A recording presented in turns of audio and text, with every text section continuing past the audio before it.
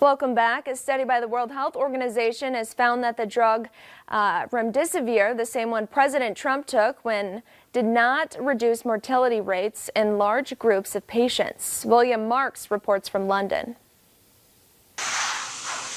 Over the course of the last several months, there have been several studies that have suggested that remdesivir, an antiviral treatment that essentially works by hindering the ability of coronavirus to replicate inside our systems, could be effective at accelerating hospital discharges, meaning that people spend less time in hospital if they take it.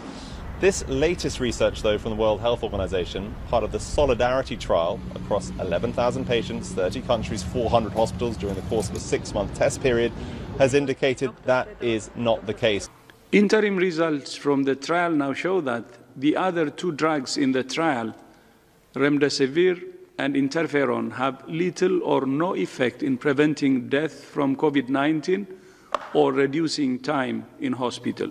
For the moment, the corticosteroid dexamethasone is still the only therapeutic shown to be effective against COVID-19. Almost 3,000 patients were treated with remdesivir, and there was no statistically significant difference in the number of days that they spent inside a hospital, nor indeed in the mortality rate. But scientists do caveat that and say that this is just one finding, although a very significant one, and they will have to balance that with existing and future research to come up with a clear answer as to whether a drug like remdesivir is in fact worthwhile when it comes to treating COVID-19 patients. William Marks, NBC News, London. And the Food and Drug Administration is extending its warning about the use of NSAIDs among pregnant women.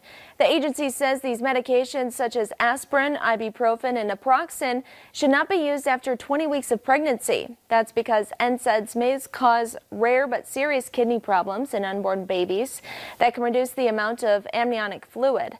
The previous recommendation was to avoid NSAIDs after 30 weeks due to potential heart issues in babies.